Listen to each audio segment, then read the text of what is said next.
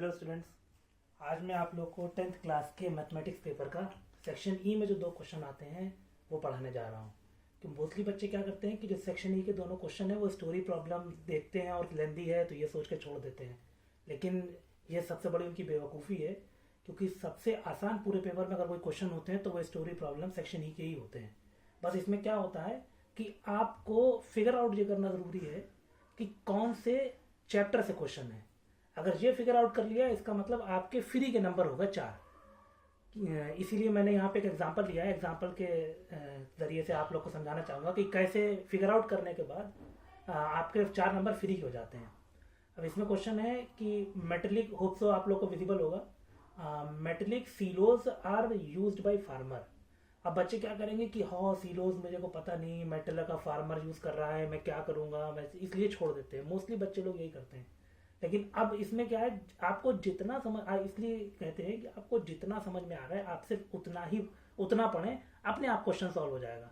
वैसे तो अगर आप क्वेश्चन देखेंगे तो आपको समझ में आ जाएगा किससे है चैप्टर, लेकिन हम लोग अभी स्टार्टिंग से ही समझते हैं क्योंकि यहाँ पेपर में इतना आसान क्वेश्चन नहीं होगा। इसमें लिखा है metallic silo are used by farmer for storing grains. तो अब सीलोज कुछ भी हो सकते हैं, किसी भी शेप का हो सकता है, हमें शेप वेप नहीं पता है, या मेटल का है इतना पता है, और फार्मर यूज करते हैं किसको, ग्रेन्स को स्टोर करने के लिए। ठीक है।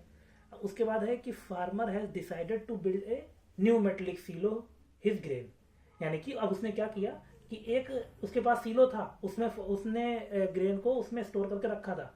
अब उसने डिसाइड क्या किया कि वो दूसरा सीलो एक बनाएगा, खुद से बनाएगा मेटल का ही सीलो। अब सीलो हमें नहीं पता है क्या है, अभी आपको पता चल जाएगा लास्ट में क्या है। इसीलिए हेजिटेट नहीं होना है कि आपको हाँ सीलो नहीं पता तो मैं क्वेश्चन नहीं कर पाऊंगा ये सब सोच के। तो अभी आपको नहीं पता है कि सीलो क्या है, इसलिए अब यहाँ पे सीलो आपको समझना है क्या। आगे क्वेश्चन बोला है कि it is in the shape of cylinder mounted by a cone. बस यहाँ पे इसने बता दिया कि ये सिलेंडर शेप का है और जिसके ऊपर जो कोन के ऊपर है। तो सबसे पहले तो फिगर बनाना पड़ेगा। अब यहाँ से आप लोग को समझ में आ भी गया होगा कि ये सरफेस एरिया वॉल्यूम का चैप्टर से है क्वेश्चन। तो इसमें इसने बोला है क्या कि जो सीलो है वो सिलेंडर शेप का है। तो सबसे पहले सिलेंडर ही बना लेते हैं। आप सिलेंडर किसके ऊपर है, कोन के ऊपर, माउंटेड बाय ए कोन, यानी कि कोन सिलेंडर के ऊपर है। तो पहले सिलेंडर बना लेते हैं। ये सिलेंडर हो गया। अब ये है किसके ऊपर, इसके ऊपर क्या है, कोन। तो ये कोन हो गया। अब उसके बाद इसने डायमेंशन भी क्वेश्चन में दे रखी है तो ये तो और इजी हो गया। अब इसने दो तरीके की डायमेंशन दी है, एक कोनिकल पार्ट की, एक सिलेंड्रिकल पार्ट की। तो नाम से ही जाहिर है कि कोनिकल पार्ट की जो डायमेंशन होगी वो कोन में अप्लाई होंगी और सिलेंड्रिकल पार्ट की सिलेंडर में अप्लाई होंगी। अब कोनिकल पार्ट की रेडियस दे रखी है 1.5 मीटर, तो इसका मतलब ये हो गई 1.5 मीटर, और इसकी हाइट दे रखी है 2 मीटर, यानी कि यहां से यहां तक ये हो गई 2 मीटर। उसके बाद सिलेंड्रिकल पार्ट की दे रखी है रेडियस 1.5, यानी कि जो कोन और रेडियस की सिलेंडर है वो दोनों की सेम है। फिगर से दिख भी रहा होगा। तो इसीलिए आपको पहले फिगर बनाने से पहले आपको डायमेंशन चेक करना जरूरी है, तभी आप फिगर सही बना पाएंगे। यहाँ पे क्लियरली दिख रहा है रेडियस सेम है, इसलिए मैंने एक्यूरेट बना दी। अगर जरा सी भी रेडियस डिफरेंट होती तो ये इस टाइप का फिगर बनता। ये सिलेंडर हो गया। मान लीजिए कोन की रेडियस थोड़ी सी कम है तो कोन इस तरीके से बनता है इसके ऊपर, अगर कम है तो, लेकिन यहाँ कम नहीं है तो ये ऐसे ही रहेगा। सिलेंड्रिकल पार्ट की जो रेडियस है वो सेम हो गई, हाइट उसकी 7 मीटर, यानी कि ये जो लेंथ है ये 7 मीटर हो गई। ठीक है। अब उसके बाद उसने क्वेश्चन, सबसे पहले क्वेश्चन में पूछा है कि find the slant height of the conical part. सिर्फ कोनिकल पार्ट की स्लैंट हाइट पूछी है, जो कि मेरे हिसाब से तो बहुत ईजी है। तो इसका अगर फर्स्ट पार्ट इसका सॉल्व करेंगे, स्लैंट हाइट पूछी है जिसमें आपको हाइट दे रखी है कितनी, 2 मीटर, रेडियस कितनी दे रखी है 1.5 मीटर। तो ध्यान से देखेंगे ये बन गया राइट एंगल ट्राइंगल, और राइट एंगल ट्राइंगल में क्या लगा देंगे, पाइथागोरस। ऑब्वियसली पाइथागोरस ही लगती है। अब इसमें पूछेगा स्लैंट हाइट। कोन में किसी भी ट्राइंगल में जो ये होती है, कोन में जो ये लाइन होती है ये स्लैंट हाइट कहलाती है, और ये बेस, ये भी स्लैंट हाइट होती है, दो स्लैंट हाइट होती हैं। तो यहाँ से स्लैंट हाइट निकालना है तो क्या हो जाएगा, रेडियस स्क्वायर, यहाँ फिगर आउट करेंगे, radius square plus height square is equal to hypotenuse square, यानी कि स्लैंट हाइट। स्लैंट हाइट को एल से डिनोट करते हैं, जिसमें रेडियस हमारे पास है 1.5 का स्क्वायर, और हाइट भी हमारे पास है 2 स्क्वायर, और एल क्या है, एल ही निकालना है। तो 1.5 का स्क्वायर होगा 2.25, 2 का स्क्वायर हो गया 4 एल स्क्वायर। तो यहाँ से एल कितनी आ जाएगी, 6.25 विद इन रूट। और अगर आप पॉइंट को हटा के यहाँ ध्यान से देखेंगे तो ये 625 है, 625 पर रूट होता है 25, तो एल कितनी हो गई 2.5, एल हो गई 2.5, यानी कि पहला पार्ट हो गया कंप्लीट, स्लैंट हाइट निकाला है 2.5। अब आएंगे सेकंड पार्ट में। सेकंड पार्ट में बोला है find the CSA of conical part. CSA मतलब कर्व सरफेस एरिया। अब curve surface area conical part का पूछा है, यही ध्यान देना है कि आपको कोनिकल पार्ट का पूछा है, टोटल का नहीं पूछा है, तो सिर्फ कोन का निकालेंगे हम लोग। और कोन का अब बस आपको इतना फॉर्मूले बस याद होना चाहिए कि जैसे ये सरफेस एरिया वॉल्यूम का है तो सरफेस एरिया वॉल्यूम के सारे फॉर्मूले याद होना चाहिए। उसके लिए मैं वीडियो अलग से डिटेल में बना दूंगा कि आपको फॉर्मूले रिमेंबर करने के लिए किस तरीके से फॉर्मूले रिमेंबर करना आसान होंगे, वो मैं बात की वीडियो बनाऊँ। तो अब सेकंड पार्ट में क्या है, curve surface area of conical part करना है। किसी भी कोन का सीएसए ऑफ कोन क्या होता है, सीएसए ऑफ कोन क्या होता है, पाई आर एल, ये होता है कर्व सरफेस एरिया ऑफ कोन। अगर पहले पार्ट में स्लैंट हाइट ना भी पूछी होती तो जब हम लोग सेकंड, अगर हम लोग सीधे कर्व सरफेस एरिया ऑफ कोन निकाल रहे होते तब भी हमें एल की जरूरत पड़ती ही, तो हमें ये स्टेप पूरा करना पड़ता ही इस सेकंड पार्ट को करने के लिए भी। लेकिन क्वेश्चन में पहले ही पूछ लिया गया तो हमने पहले निकाल ली।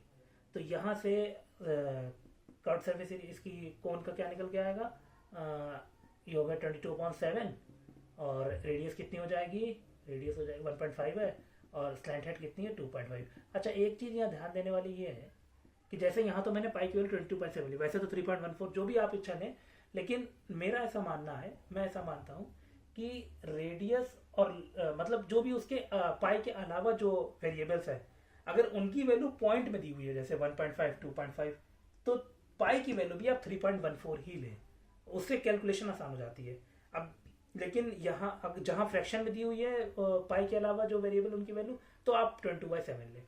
मैं 22/7 ही लेता हूँ क्योंकि मुझे सही लगता है, लेकिन आप बेहतर ये करें कि अगर पॉइंट में वैल्यू दी है तो पाई की वैल्यू पॉइंट में लें, अगर फ्रैक्शन या होल नंबर में वैल्यू दी है तो पाई की वैल्यू 22/7 लें। ठीक, तो इसे सॉल्व करेंगे।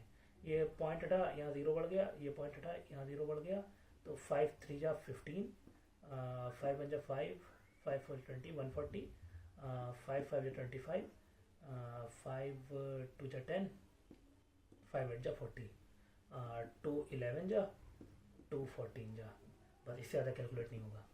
तो यहाँ ऊपर क्या बचा 11 × 3 × 5 अपॉन 14, तो इसको सॉल्व करेंगे तो 5 3 15, तो आ गया 156 अपॉन 14। इसको कैलकुलेट करके जो भी पॉइंट में आंसर आएगा वो निकल आएगा। तो यहाँ से आपका curve surface area of cone आ गया। ठीक, अब यहाँ हर बार जब भी आपके पास ये आएगा इस टाइप का क्वेश्चन आएंगे, मतलब ये सेक्शन ई में हमेशा थर्ड ऑप्शन में थर्ड क्वेश्चन में 2 ऑप्शन होंगे, ए या बी, दोनों में से एक करना होगा।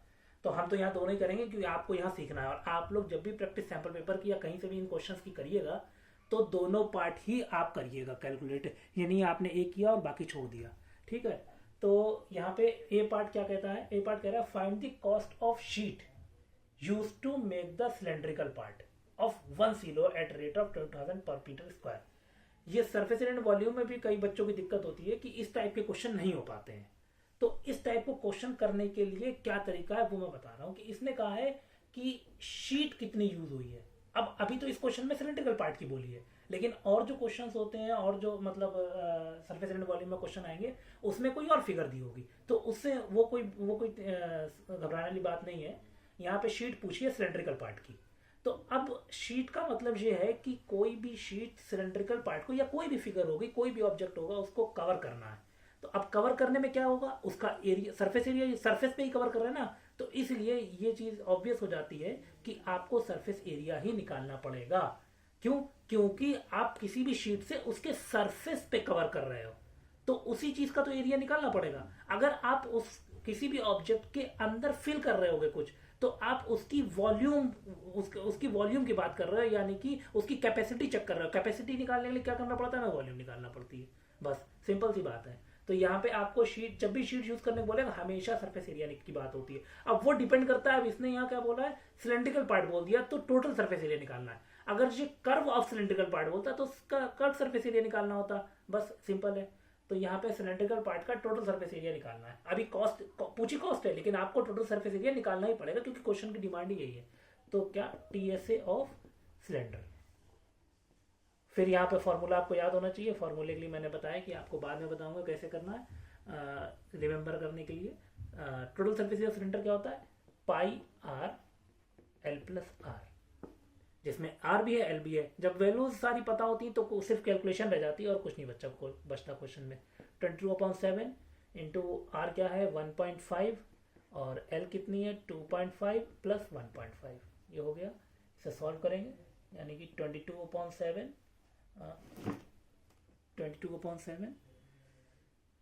इंटू 1.5 इंटू 02134 आ गया। फिर वही पॉइंट हटाया, 0 बढ़ाया, 5 3 15, 5 1 5, 5 4 20, 2 7, तो यहाँ गया 3 2 6, 6 2 12, 2 कैरी 1, 6 12 13, 132/7। इसको भी डेसिमल में निकाल लेंगे, फिलहाल अभी यहीं छोड़ते हैं, अभी पता चलेगा कि यहाँ क्यों छोड़ा। ठीक, तो ये आ गया total surface area metre square, area है तो मीटर स्क्वायर में आएगा। अब इसके बाद पूछे तो इनने कॉस्ट है, हमने तो टोटल सरफेस एरिया निकाला है, इसने पूछी कॉस्ट है।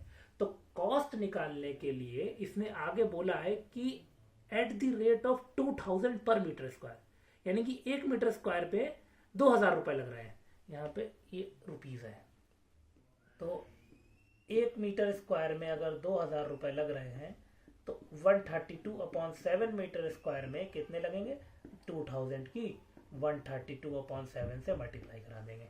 अब जो भी इसका आंसर आएगा 46264,000, ये इसका आंसर आ गया। इतने रुपए लगेंगे किसको, उस सिलेंड्रिकल पार्ट की को शीट से कवर करने के लिए। ठीक है, तो ये हो गया थर्ड के एक आंसर। अब इसमें बी पूछा है, find the total capacity of silo. अभी मैंने बताया था कि जब भी शीट से कवर करने की बात आएगी तो सरफेस एरिया यूज होगा। अब यहाँ इसने कैपेसिटी बोल दी, यानी कि उसके अंदर कितना फिल हो सकता है, कैपेसिटी बोल दी। तो कैपेसिटी के लिए हमें निकालना पड़ेगी वॉल्यूम।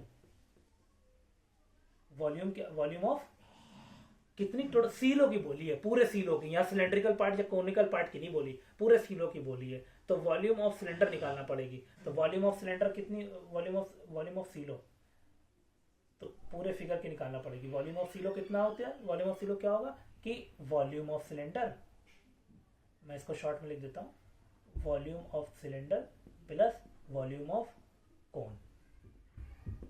ठीक, अब सिलेंडर की वॉल्यूम का फॉर्मूला क्या होता है पाई आर स्क्वायर एच, और कोन की वॉल्यूम का 1/3 पाई आर स्क्वायर एच, ये होता है। इसे कैलकुलेट करेंगे, वैसे यहाँ से भी कैलकुलेट कर सकते हैं लेकिन वैल्यू भी पुट कर सकते हैं। तो ये आ जाएगा 3 1 3 + 1 4/3 पाई आर स्क्वायर एच।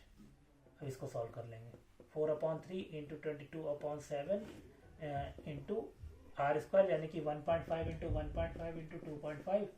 तो इसको सॉल्व करके जो भी आंसर आएगा ये वॉल्यूम ऑफ सीलो हो जाएगी।